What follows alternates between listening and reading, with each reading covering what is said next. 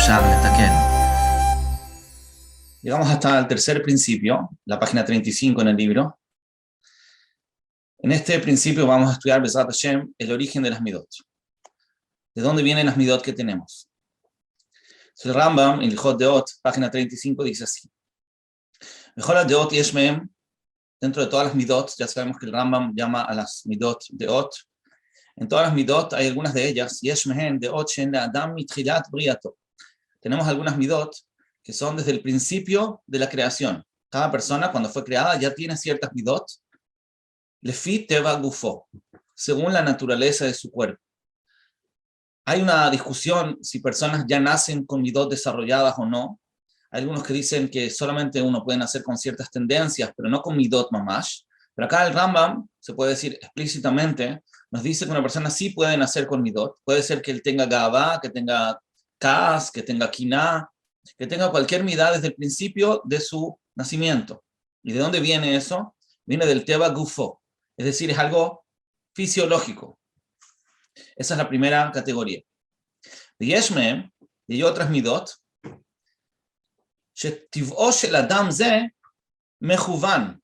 Hay personas que su naturaleza está inclinada, ve'atid lekabel otam, está futuro a recibirlas, bimera, con rapidez, con facilidad, yoter mishara deot. Es decir, en la segunda categoría, dice el Rambam, hay personas que no nacen con una midá desarrollada, pero nacen con una tendencia que está apto para tener esa cualidad. Un ejemplo que trae el Divrei Yoshua es un alumno de la Universidad del Salanter, él dice hay personas que nacen con una tendencia, lo que él llama caliente, un carácter caliente, ham, entonces es posible que si no se cuidan van a terminar siendo enojones. Pero no es que no es que este bebé, el recién nacido, es enojón, sino que tiene una tendencia, porque perfectamente podría canalizar esa tendencia caliente, dice el libro de Yoshua, para ser una persona ágil, zariz. No es que seguro se va a convertir en Ka'asan, pero es posible, con más facilidad. Él tiene una tendencia y una facilidad de desarrollar esa midá. Pero no es lo mismo que la primera categoría que ya tiene la midá hecha.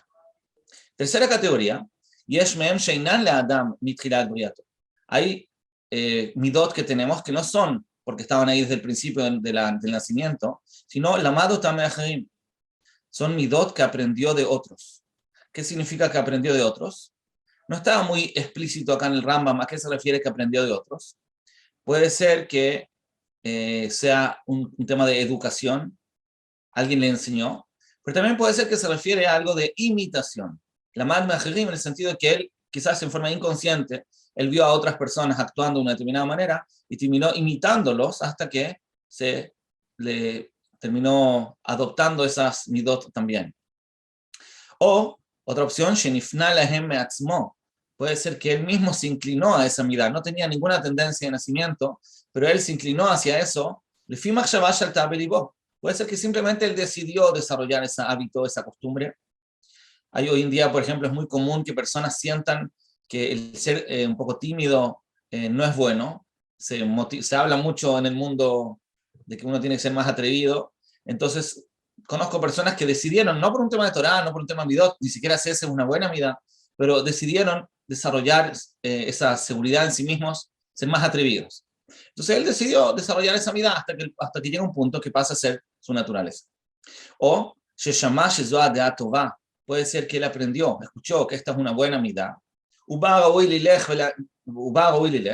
Él escuchó shiurim de lo bueno que es esta midá, entonces se convenció de que es bueno tenerla. Se comportó en base a esta midá, es decir, esta última opción, él estudia la midá y decide comportarse en base a ella hasta que pasa a ser su naturaleza.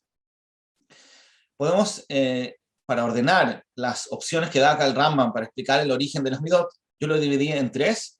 La primera son midot de nacimiento, son midot que la persona ya tiene mamash, como dijimos, las tiene completamente desarrolladas cuando nace. Este niño recién nacido que es impaciente cuando no le traen la comida, es porque tiene la midá de ser impaciente. Así nació, lo tiene de naturaleza. La segunda opción son midot que se desarrollan por una tendencia de nacimiento, es decir, no es que ya la tiene desarrollada, no es que ya es impaciente, pero está apto para desarrollar esa tendencia. que también es algo fisiológico, pero no es la midá desarrollada, sino solamente una tendencia. Y lo tercero son midot adquiridas. Son midot adquiridas, yo los puse todas las opciones que dice el Rambam juntas, por más que hay distintas opciones de cómo se adquiere una midá por costumbre, puede ser por imitación, puede ser por una decisión propia, puede ser por aprendizaje, no importa, pero al final funciona por medio de una costumbre. El Rambam en todas estas categorías dice que la persona se acostumbró, y Nigatzmo va, se comportó en base a esta midá muchas veces hasta que pasó a ser parte de él. ¿Por qué decidió eso? Bueno, no importa. Puede ser que imitó a alguien, puede ser que aprendió de alguien, puede ser que él mismo lo decidió, no importa. Pero de todas maneras son desarrollos que él se acostumbró y por eso se pasaron a ser parte de él. Me preguntan acá si la segunda categoría, esta tendencia, si es un koach, o podría ser un koach que se convierte en una midá, porque es algo más general. No estoy seguro que siempre va a ser un koach. Posiblemente muchas veces sí, pero no lo diría como algo absoluto. Puede ser que de repente hay midot que son más como generales, como hablamos antes, esa tendencia más caliente, y que eso puede terminar desarrollando una midá. Entonces, en resumen, todas las midot que tenemos hoy en día, la personalidad que tenemos, está compuesta de estos tres componentes. Hay ciertas midot que tenemos que son de nacimiento mamash, hay ciertas midot que se desarrollaron por una tendencia que estaba ya de nacimiento, y otra opción es tendencias que nosotros mismos nos acostumbramos. Todo eso es lo que somos. Parte de nuestras midot hoy en día son por una, parte son por lo otro. Al final es toda una composición de nuestra personalidad, que es lo que tenemos hoy en día. Enfoquémonos más en la primera opción, que son las midot de nacimiento, que el Rambam decía que son lefit teva gufo. Estas midot que son según la naturaleza fisiológica de la persona. Tenemos acá el Drashot Haran, todavía en la página 35. El Ran dice lo siguiente: Ve'elu tchunot nafshiot nimshachot umishtalshelot. Estas tendencias emocionales se arrastran y se traspasan. Me'avot lebanim. Entonces dice el Ran, este tema fisiológico es hereditario. Es decir, puede ser que una persona tenga una midá. ¿Por qué? Porque su papá la tenía, o su mamá la tenía. El tema es hereditario. Lo que hace que sea Teva Gufo, la razón por la cual tiene estas midot, porque la heredó de sus padres. Ahora, lo interesante es que vamos a ver que la herencia no necesariamente es directa desde el padre al hijo. A veces se puede saltar una generación y puede ser de los abuelos a los nietos. Eso lo vemos en el Sefer HaKuzari. Dice así: Viniré kaze beinyan ativi. Vemos esto también en los temas naturales.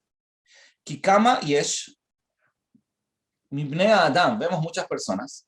Sheino dome la'av klal. Podemos ver una persona que no se parece a su padre para nada. Ahu dome le'avi aviv. Se parece al padre de su padre, a su abuelo. Ven safek. ¿Cómo puede ser que la persona se parezca en forma natural a su abuelo? ¿Dónde estaba esa herencia? Esa llamémoslo, carga genética. Que a Tevahaú, tenemos que decir que esa naturaleza, Vadimionaú, y esa semejanza, Hayatzafun Ba'ab, estaba oculto en el Padre. Se traspasó por medio del Padre, pero en el Padre no se manifestó, estaba oculto. A pesar de que no se ve, no es tangible, no se nota. Estas características que tiene el padre, que las heredó de su padre, no se notan, pero se vuelven a manifestar en el nieto. Quiere decir que el padre solamente lo llevó como una carga para traspasarlo a la próxima generación y en él mismo no se manifestó. Entonces, podemos ver que una persona tiene cualidades, como dijimos, naturales de nacimiento, que son según la naturaleza de su cuerpo, que normalmente son hereditarias, las heredó de sus padres o de generaciones incluso anteriores. Puede ser que la heredó incluso de sus abuelos y él tenga un carácter parecido, igual como se ve que una persona puede ser parecida físicamente a su padre o a su abuelo, de la misma manera uno es parecido en su carácter, en sus midot, muchas veces a sus padres o a sus abuelos. Terminemos con la página 36, una cita de Hossein Yoshua, ya dijimos que es el alumno de Rabbi Israel Salanter, que dice así: Shemidot, hen letov, hen leovjo, las midot, también las buenas, y también lo opuesto, es decir, las malas. Rubam, la mayoría de las midot, netuim benefesh adam, están plantadas, tienen raíces en el nefesh de la persona, mi leida, de nacimiento, umi beten, umi egayón, desde el estómago, digamos desde la panza de la madre y del embarazo. Es decir, tenemos acá, nos aclara mucho este Hosen Yoshua, que dentro de las tres categorías que estudiamos de dónde vienen las midot, si son de nacimiento, o son solo tendencias de nacimiento, o son costumbres, vemos acá en el Hosen Yoshua que la mayoría de las midot son de nacimiento. Rubam netuim benefesh. Seguro que tenemos midot adquiridas, seguro que tenemos midot desarrolladas, pero la mayoría de lo que es nuestra personalidad, la mayoría de las midot que tenemos son hereditarias. Creo que es muy importante este punto, porque muchas veces cuando nosotros queremos ayudar a alguien a trabajar sus midot o entendemos que tiene un problema, muchas veces la tendencia actual, por lo menos, es enfocarse en las circunstancias de vida que le han pasado. Decimos que él tiene baja autoestima porque lo criticaron mucho cuando era chico. Decimos que tiene, no sé, cada cosa como lo justificamos por antecedentes que le pasaron. Según lo que estamos viendo acá, las midot, por lo general, no son resultado de cosas que pasaron, sino al revés. Son tendencias que venían de nacimiento, la mayoría. La mayoría de las midot las tenemos de antes de vivir cualquier experiencia. Las tenemos de todavía en el embarazo. Cuando se está desarrollando el feto, él ya tiene estas cualidades. Entonces es muy importante, sería mucha la diferencia cuando queramos trabajar las midot, no desviarnos demasiado y enfocarnos demasiado en las experiencias de vida que ha tenido cada persona, porque nos estaríamos enfocando de la raíz verdadera de la midá, que es de nacimiento. En el fondo, no es porque te pasó algo que eres así, sino que naciste así. Lo más probable, la mayoría de las veces, que uno nace con las midot que tiene. Vamos a seguir con el siguiente principio. Si alguien tiene alguna pregunta de esto, quizás mejor preguntar ahora. Hola, Raúl, una pregunta. ¿Qué tal? Hola. ¿Cambia la forma de trabajar las midot dependiendo su origen? No, no cambia. Es lo mismo. La verdad es que una midá de nacimiento es más difícil de cambiar. Es decir, requiere un esfuerzo mayor. Es posible que una persona no logre en un principio cambiar la midá de naturaleza de raíz, sino que solamente haga un cambio superficial. Entonces se requiere más esfuerzo, más tiempo, y no alcanza con un trabajo limitado, ¿sí? Pero el trabajo es más o menos el mismo, no hay mucha diferencia. Es más que nada que, como decía, que las midot que son de nacimiento son más difíciles de trabajar, nada más. Sí, esto también veo que me lo preguntaban en el chat, la misma pregunta. Entonces la respuesta, como dijimos, no hay nafkamina. Se puede decir que si la midá fue solamente desarrollada por costumbre, entonces el cambio práctico de actuar en forma opuesta a la midá normalmente va a ser suficiente para arrancar de la midá por completo. Vamos a ver más adelante que la forma de trabajar las midot es cambiando la actitud, cambiando la forma de comportarse. Entonces, si la midá fue adquirida por un hábito, la tercera opción del Rambam, entonces claramente va a ser más fácil anularla de la misma forma que se adquirió. Pero si la midá es más natural, que tiene raíces más, llamémoslo, fisiológicos, entonces ahí se requiere más tiempo, y no solo más tiempo, sino que a veces también trabajos más emocionales y mentales, que es el estudio de Musar, que Besrat Hashem algún día también lo vamos a estudiar.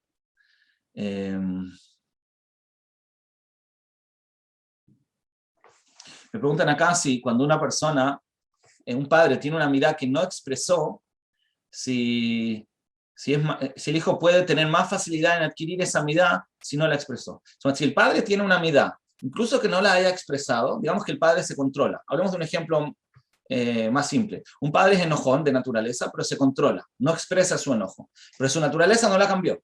En ese caso, el hijo que le nace va a tener una tendencia al enojo, porque no se hereda el esfuerzo que hizo el padre para no expresar su enojo. Se hereda la naturaleza, y como la naturaleza del padre no cambió, el hijo la va a heredar.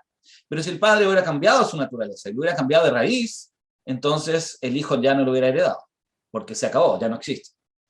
Pero si es algo superficial, si el padre solamente se controló, entonces la naturaleza se mantiene y se traspasa a la próxima generación. ¿Ok? Bueno, entre paréntesis, solamente para aclarar, a veces las midot que se traspasan hereditariamente son más su materia prima. Por ejemplo, está escrito sobre Lea y Meino. Está escrito que su hija era Diná, ¿cierto? Y está escrito que Diná Yetzuanit Aita. A Diná se le critica porque salía demasiado. Y está escrito que eso lo heredó de su madre, Lea, porque Lea cuando Jacob volvió a la casa, Lea la salió a recibir. Entonces, como que salió de la casa para decirle que le tocaba a ella estar con Jacob esa noche. Esa actitud la heredó Diná, solamente que con Diná salió muy mal tuvo malas consecuencias, ¿cierto? Pero de todas maneras hay que saber que sobre Leá, la actitud que tuvo Leá no es criticada, al revés, se considera algo positivo en la halajá. Lo que hizo Leá no estaba mal, estaba bien, al revés, es algo correcto lo que ella hizo. Pero de todas maneras, Diná, su hija, lo heredó de una forma negativa. Es decir, la tendencia en sí misma se puede canalizar para bien o para mal en ese ejemplo. Leá la canalizó con su marido, entonces estaba bien, solamente que la hija lo heredó de una forma distinta. La tendencia es la misma, pero como no se hereda la canalización de la midá, sino se hereda solamente la tendencia en sí, entonces en Diná se expresó mal. Otro ejemplo que trae Reb Chaim Mibrisk, si no me equivoco, es sobre un papá que le gustaba mucho estudiar. Era muy ansioso de saber mucho, todo, que todo el tiempo quería saber más. Y su hijo también heredó esa cualidad, pero en vez de canalizarla al estudio y al conocimiento, la canalizó a la plata.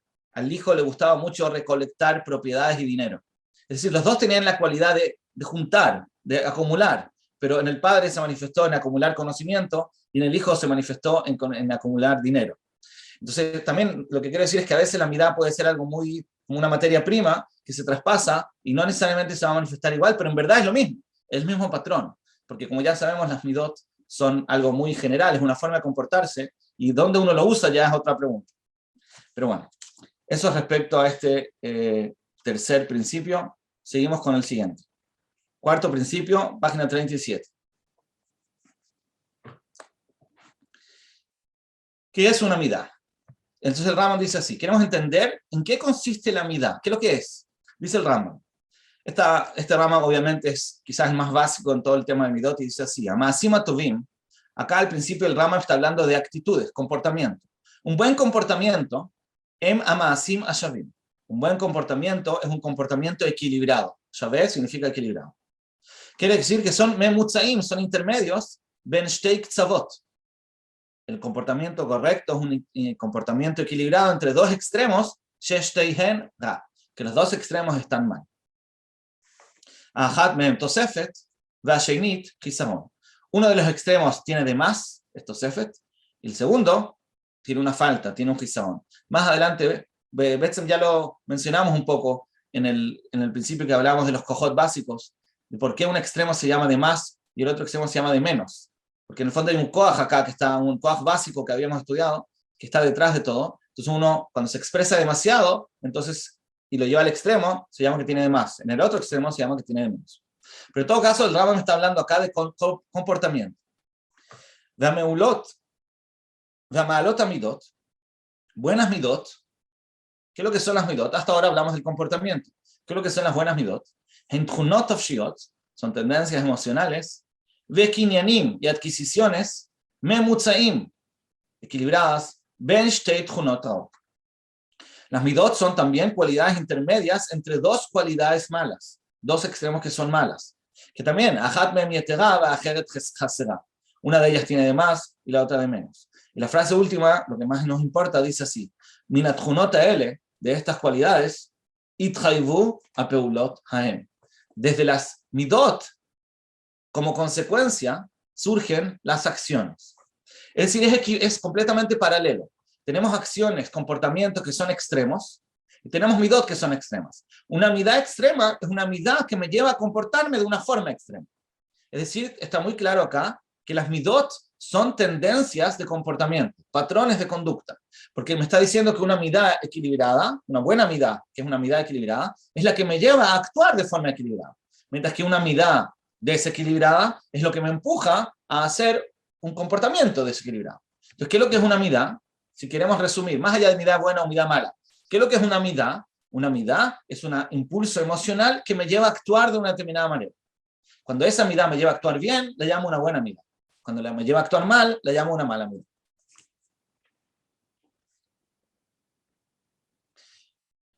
Esta idea nos contesta una gran pregunta que hay en el Rambam. Una contradicción aparente que hay en el Rambam.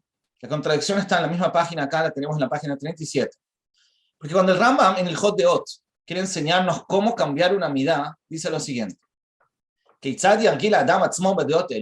Cómo la persona se tiene que acostumbrar en las buenas midot, hasta que se fijen en él. ¿Qué es lo que tiene que hacer para que las midot se fijen en él, las buenas midot?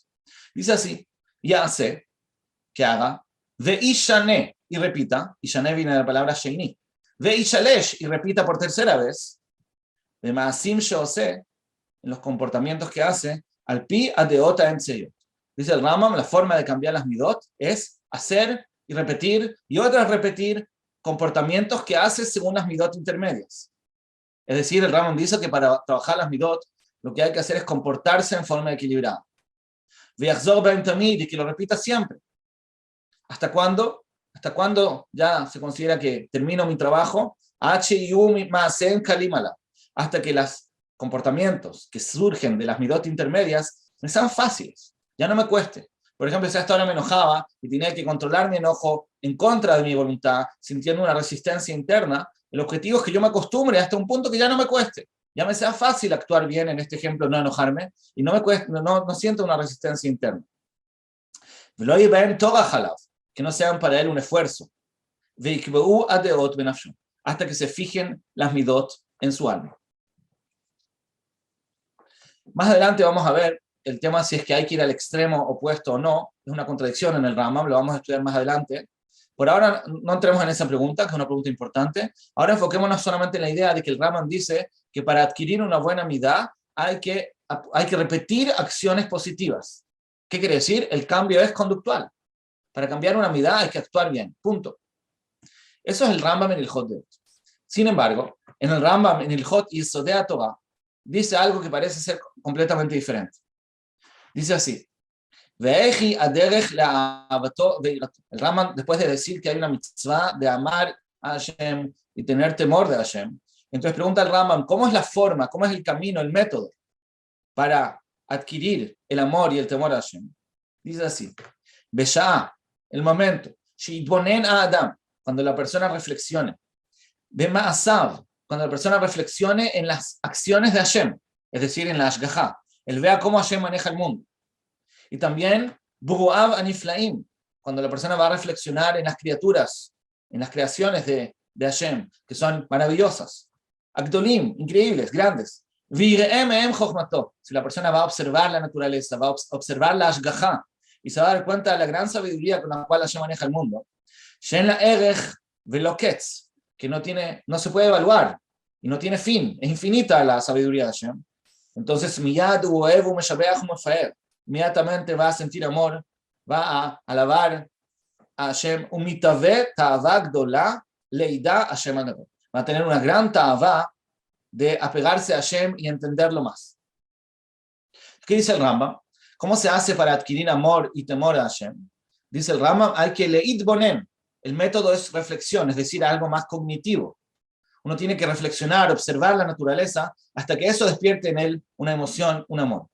Aparentemente hay una contradicción. Porque si yo le pregunto al Rambam, ¿qué método tenemos que usar para hacer un cambio emocional interno? ¿Tengo que buscar un cambio conductual o tengo que buscar un cambio cognitivo emocional?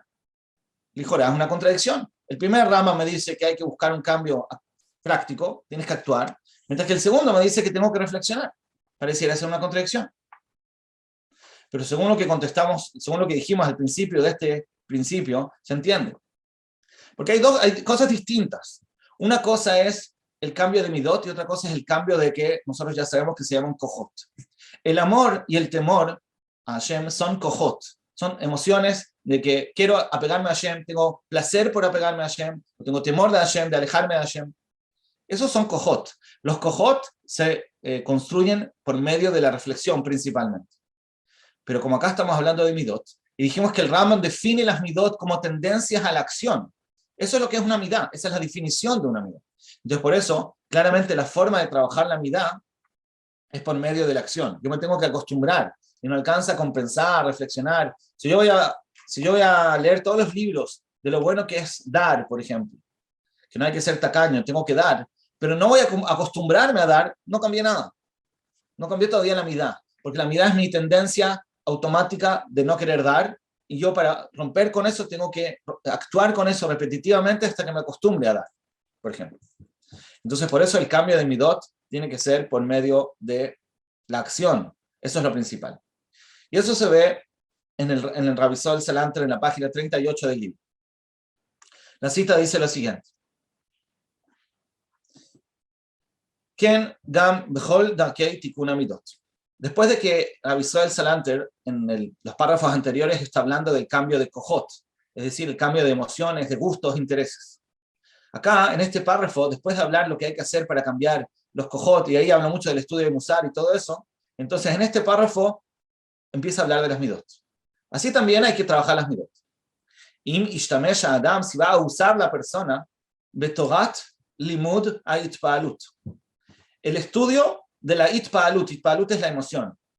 Esa es la forma que Rabbi Israel Salanter se refiere al estudio de Musar. Cuando la persona estudia Musar, la persona se emociona, está despertando una emoción. Entonces dice acá, una persona debería usar el estudio de la emoción, asher yashiru braja bekirbo, que va a dejar una braja en su interior. Lo que pasa es que cuando una persona estudia Musar, digamos que se emociona por lo bueno que es dar, como habíamos hablado antes. En verdad, no es que la persona cambie inmediatamente, no es que automáticamente va a querer dar, pero de todas maneras, esa emoción que logró despertar en sí mismo, deja una brajá, es decir, una influencia positiva dentro de él, incluso que no se note. Esa influencia positiva se va acumulando. Cuando muchas veces una persona despierta una emoción de hacer algo positivo, al final se acumula y le da la fuerza de hacerlo. Canal, como explicamos arriba. La shrish itpa'alut, poner raíces de emociones sunot bilbabo, ocultas en su corazón, ve ya'avtu arbe, y se van a crecer, se van a hacer más avim, como más gruesas con el tiempo. Es decir, si una persona muchas veces estudia Musar sobre un tema, se emociona por algo, entonces eso le va dejando una braja interna que se va acumulando, va creciendo mucho. Siempre cuando la hace miribuy alimud, por tanto estudiar Musar, ve a Esek y ocuparse del Musar, beseder nachon lefit junato, si es que lo va a estudiar de la forma correcta, según sus cualidades. El Musar tiene que ser obviamente adaptado a la persona, uno no puede estudiar un Musar cualquiera, tiene que ser un Musar matín para él. Eso algún día, a pesar de que lo podemos estudiar, no es nuestro tema ahora, pero de todas maneras, acá está hablando de cómo el estudio de Musar, si uno lo hace según las características personales, podría ir dejando, acumulando dentro de él una brajá, una influencia, que al final de sus frutos. Ad asher itachdu ba'adam, hasta que se unan, itachdu como ejad, se unan en la persona, veitkeu yater ne'eman, y fijen, una estaca estable, firme, leteva kayam, que se conviertan en su naturaleza fija.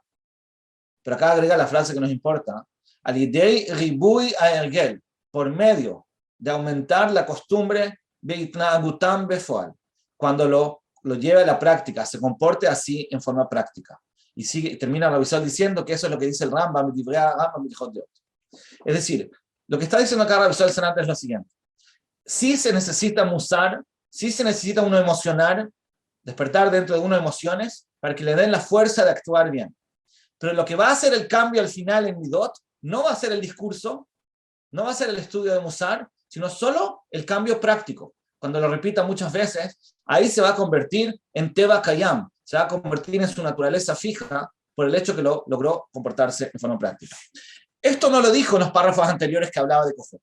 Es decir, cuando la persona quiere cambiar sus emociones, cuando quiere sentir amor a Hashem, o cuando quiere sentir temor de Hashem, por ejemplo, ahí no le pedimos que haga cosas prácticas. Le decimos, estudia Musar, emocionate, observa la naturaleza, observa la Ashgajá, fíjate en la Jochma de Hashem hasta que eso te emocione. Si eso lo vas a hacer muchas veces, va a despertar en ti un amor a Hashem. Listo, con eso es todo. En Midot eso no alcanza. En Midot el Musar es muy necesario, pero es necesario como un medio para ayudarte a llevar a la acción y así acostumbrarte.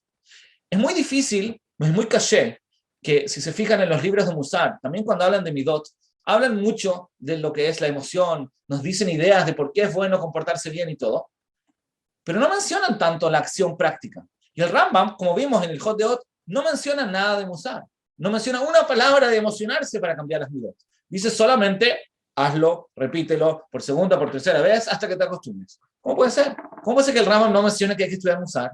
¿Cómo puede ser que los otros libros no mencionen que hay que cambiar a nivel práctico? La respuesta es que el cambio, en verdad, en Midot, se produce solamente por la acción y la costumbre. Pero el Musar lo necesitamos para tener la fuerza de hacer esa conducta, para tener la fuerza de comportarnos bien. Digamos un ejemplo simple. Digamos que a mí, yo tengo flojera. Soy una persona floja y me cuesta levantarme en la mañana. Entonces voy donde el Rab y le digo, Rab, ¿qué hago? Tengo una mitad de flojera, me cuesta mucho levantarme en la mañana. Entonces el Rab abre el Rambam, y el Rambam va a decir, acá dice lo que hay que hacer. Simplemente tienes que despertarte temprano, una vez, 2 veces, 3 veces, hasta que te acostumbres. Esa es la solución. Pero yo le decir, ¿pero qué hago si no lo logro? Yo sé que lo tengo que hacer. Yo entiendo que tengo que repetir la conducta positiva muchas veces hasta que pase a ser mi naturaleza, pero no lo logro. Entonces acá entra la segunda parte, que es el musar. Cuando una persona va a internalizar y va a entender, se va a emocionar por lo importante y lo bueno que sería levantarse temprano, entonces eso le va a dar la fuerza de luchar en la mañana y levantarse hasta que se acostumbre. El cambio se va a producir solo cuando se acostumbre. El musar le va a ayudar a actuar mientras todavía no esté acostumbrado. Entonces, esa es la gran diferencia en la función del musar entre las dos partes. Por eso es que el Rambam no menciona el musar en el cambio de midot, no menciona reflexionar, porque reflexionar es una técnica, es como un medio. Quizás hay personas que no lo necesitan, quizás uno necesita más, uno necesita menos, no es imprescindible. Lo que hace el cambio al final es la acción. Puede ser que en la época del Rambam también la gente era más fuerte y necesitaba menos ayuda para comportarse bien hasta que se acostumbraba. Pero en el fondo, cuando entendemos la contradicción en el Rambam, entendemos que son dos temas distintos. Cuando se habla de Kohot, cuando se habla de desarrollar amor, el tema es reflexión. Cuando se habla de Midot, lo principal es la acción. ¿Por qué? Porque al fin de cuentas las Midot son simplemente patrones de conducta. Ok, esto nos lleva a una nueva pregunta. Ya concluimos que las midot, que es nuestro tema acá, son simplemente impulsos de comportamiento. Pueden ser hábitos, pueden ser cosas naturales, pero al final es una inclinación a actuar de una determinada manera. La pregunta es, ¿por qué entonces el Rambam, estoy al final de la página 38, ¿por qué el Rambam llama a las midot de Ot? La verdad es que es muy común decir que el Rambam llama a las midot de Ot. De Ot se podría traducir como ideas, conocimientos, filosofía, ashkafá. Muchas veces se dice, se repite, que el Rambam llama a las midot de Ot porque son simplemente formas de pensamiento. Y es todo lo contrario de lo que estamos hablando. Porque nosotros dijimos que las midot son patrones de conducta, son impulsos a comportamientos determinados. Mientras que según esta explicación que se suele decir, el Rambam llama el Jot de Ot porque son formas de pensar. Y la nafkamina es muy grande. Porque si nosotros decimos que el Rambam está hablando de formas de pensar, quizás el trabajo principal otra vez va a ser la reflexión. Yo tengo que pensar, tengo que entender, por ejemplo, por qué no me tengo que enojar, tengo que entender por qué no me tengo que comportar con orgullo, como que el trabajo pasa por la cabeza, principalmente. Porque si todo el problema es una mala una mala opinión, una mala forma de pensar, quizás yo pienso que no tengo que compartir nada, quizás yo pienso que hay que ser egoísta. Bueno, entonces me tengo que convencer de lo contrario. Así se suele decir, y por eso es que muchos se enfocan en el trabajo midot en lo que es la parte cognitiva. Pero en verdad es muy caché decir eso, porque a pesar de que, más allá de traducir la palabra de Ot, decir que el Rambam está diciendo que las midot son formas de pensar es muy caché, porque ya vimos en la página anterior que el método para cambiar las midot es por medio de la acción.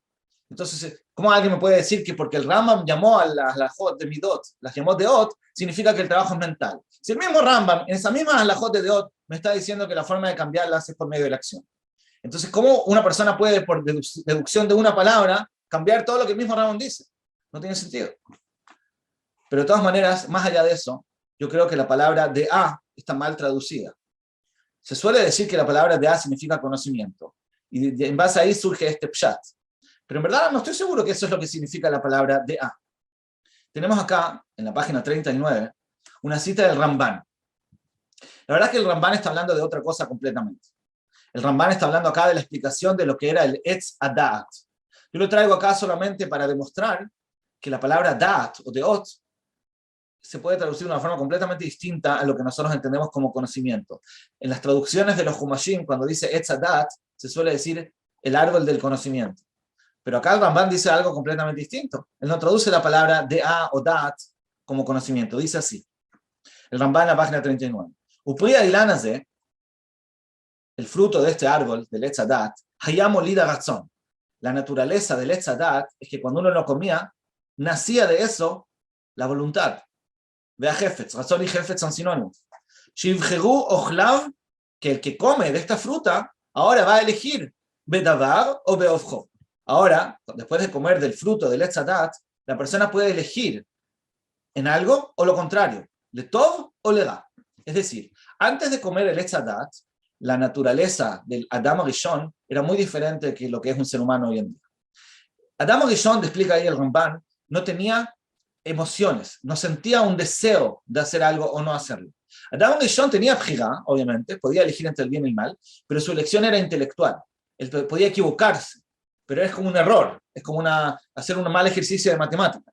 En verdad, no tenía lo que tenemos nosotros, pero puede tener una tentación de hacer algo que sabe que está mal. Adam Rishon no existía eso. No existía tener una tentación de hacer algo que él sabe que está mal. Si él sabe que está mal, no tiene ninguna tentación, porque la tentación es algo ciego, es algo emocional. Ese deseo, el deseo que tiene vida propia, ese deseo independiente del intelecto, nació en el ser humano solo después de haber comido el Etz Hadat. Eso es lo que dice acá, que la fruta del árbol, molid aratzon, es lo que hizo que la persona tenga deseos, que ahora puede elegir el que lo comió, bedavar o beofjo. Una persona puede elegir entre hacer algo o no hacerlo. De todo lega, sea bueno o malo. Por eso el árbol se llamaba Etz Hadat Tovera. ¿Por qué? ¿Qué tiene que ver el dat acá? Explica el Ramban. Que adat, la palabra dat, yomar bilshoneinu, significa en nuestro idioma al aratzon. Traduce el Ramban la palabra dat como ratzon, como un deseo. Kilshonam, y ahora trae distintas demostraciones que la palabra dat se usa como deseo. Antes de ver las demostraciones, ya entendemos que el Ramban está diciendo algo completamente distinto a lo que se suele traducir como dat o deot. Dat y deot no son ideas, no son conocimientos. No hay que decir el árbol del conocimiento, es un error. No es el árbol del conocimiento, es el árbol del deseo. Porque esa es toda la cualidad que tenía el árbol, que despertaba en la persona deseos. Ahora, el ser humano, después de comer del Etz Hadat, tiene el deseo de hacer el bien o hacer el mal. Hasta ahora no eran deseos, eran ideas, eran pensamientos, eran convicciones. Ahora no, ahora son deseos.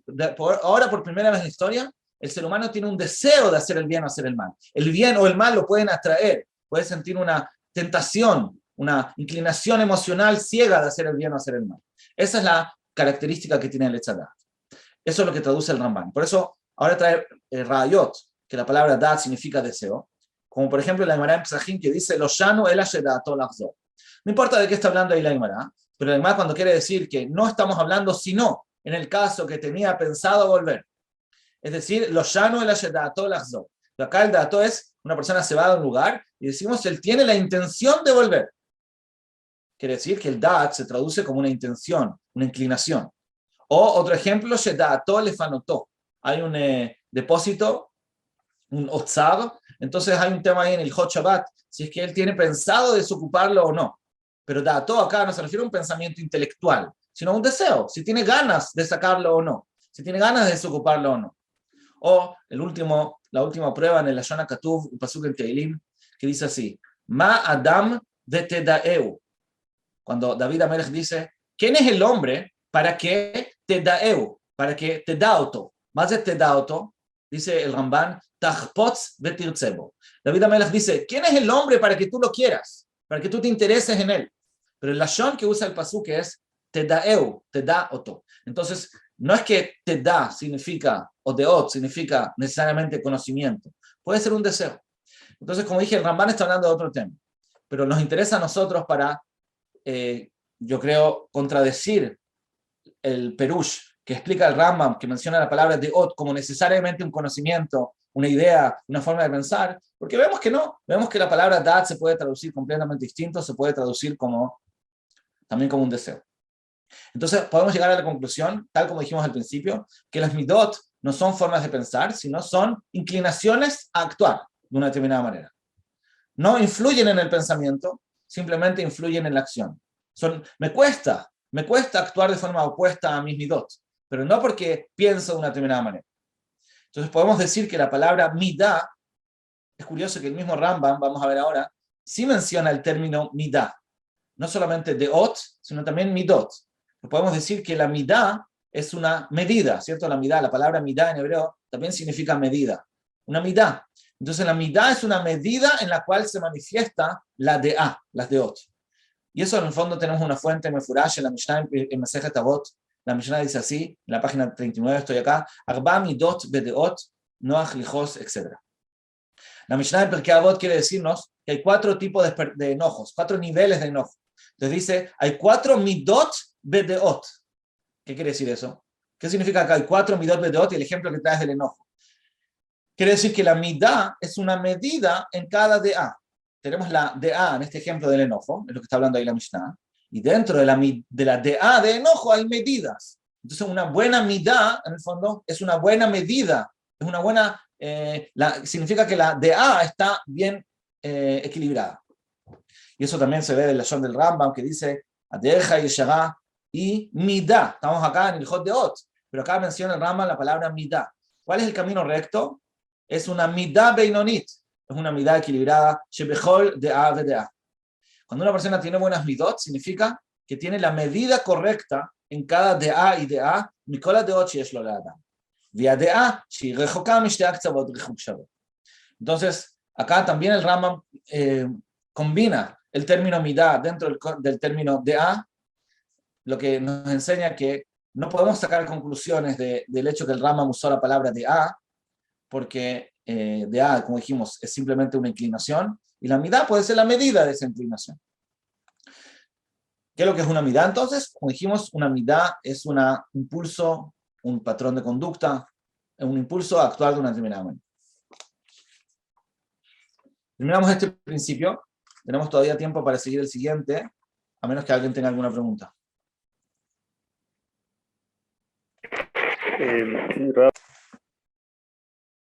El quinto principio, respecto al punto medio correcto. Ya dijimos, dice el Rambam, Adereja y Shara, hasta en la página 40. Adereja y Shara, midá beinonit. El camino recto es una midá, como dijimos, equilibrada, mejor de A, de A. Mejor la de 8 y es lo largo. Lo ideal sería que una persona llegue al punto medio en todas las midot.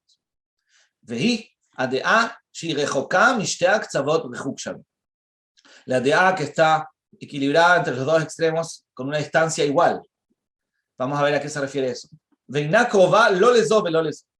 Un punto medio es que está alejado de los dos extremos por igual. Por eso es que los jajamim nos ordenaron.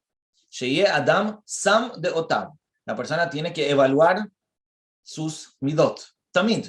La persona todo el tiempo tiene que estar evaluando sus midot. Otam, y calculando, otam, y enderezándolas. Entonces dice el Rambam, una midá equilibrada es un punto medio que está al igual de distanciado de los dos extremos, y por eso la persona tiene que estar todo el tiempo evaluándose para asegurarse de que no se está desviando del punto medio. Ahora tenemos que entender en qué consiste este punto medio. ¿Qué es el punto medio? Entonces tenemos la Mishnah en Masejet Avot. Dice la Mishnah lo siguiente. Rebi Omer, esta Mishnah tiene más de una explicación, pero vamos a usar la explicación que da también el Rambam y también acá Rabbi Ovadia o Bartenura, porque es nuestro tema. ¿Cuál es el camino recto que tiene que escoger la persona? Según este Perush, la pregunta de la Mishnah es justamente cómo saber cuál es el punto medio. Dijimos que el punto medio de las midot es el camino recto. Entonces acá obviamente la Mishnah no puede estar preguntando qué es lo que es lo correcto, es decir, qué es lo que es lo bueno y no lo malo. Esa pregunta anda a buscar en Shulchan Aruch, ahí te vas a saber todas las halajot. Estúdiate toda la Torah y vas a saber qué es lo que es el bien y qué es lo que es el mal. La pregunta acá de la Mishnah no es cuál es el camino correcto en el sentido de qué es lo que está permitido hacer y qué es lo que es mitzvah hacer. La pregunta de la Mishnah se refiere a midot. ¿Cómo descubrir, cómo identificar el punto medio en midot? Y la respuesta es Kol shei tiferet leosá, o leosea, vetiferet lo mina adam. Según la traducción, podemos decir lo siguiente. Toda actitud que es tiferet, que es honorable para el que la hace, y también para él mismo, y también porque es lo que recibe de otras personas. Cuando una persona logra comportarse de una manera que le haga bien a él, tiferet leosea, y además sea bien visto por ojos de los demás, eso es el punto medio. Estamos hablando de midot, ¿sí? No estamos hablando ahora de kohot. Es decir, si a alguien no le gusta que yo soy religioso, eso no es midot. Pero estamos hablando de comportamiento de midot. El comportamiento de midot correcto, equilibrado, es un punto en el cual también me hace bien a mí y también es bien visto en ojos de los demás. Explica Rabbi Ovadia Bartenura. Kol shi tiferet leosea tiferet lo minata. Shiye noach lo, le es cómodo y bueno a él, y también, y un nohim bnei adam mimen. Las demás personas también están contentos con él. ¿Cómo puede pasar eso? Esto va a pasar cuando la persona se comporte en todas las midot de forma equilibrada. Velo yate lejam mishte aktzavot, y no se incline hacia uno de los dos lados. Si la persona realmente está en el punto medio, va a lograr este equilibrio. Ahora voy a explicar un ejemplo. Sheim hu kili beyoter. Una persona que es kili. Kili significa que es tacaño. Una persona que le cuesta dar. Uno que es kili beyoter, yesh tiferet lo. Tiene beneficio para él mismo. Cuando él no da nada, no comparte nada, a nivel personal, si lo analizamos en términos económicos, le hace bien a él. Sheyasof mamon arbe, porque puede ahorrar todo su dinero para él mismo. Entonces el ser tacaño lo beneficia a nivel personal, económicamente. Aval, en bnei adam mefarim oto, pero personas no lo van a alabar bemidazo. Obviamente el resto de las personas no lo van a alabar por ese comportamiento. Entonces no se está cumpliendo la segunda condición de la Mishnah. Ahora, ¿qué pasaría en el extremo opuesto? Imu mefazer yoter minagaú. ¿Qué pasa cuando uno da más de lo que corresponde? Una persona que da todo, comparte todo lo que tiene en exceso.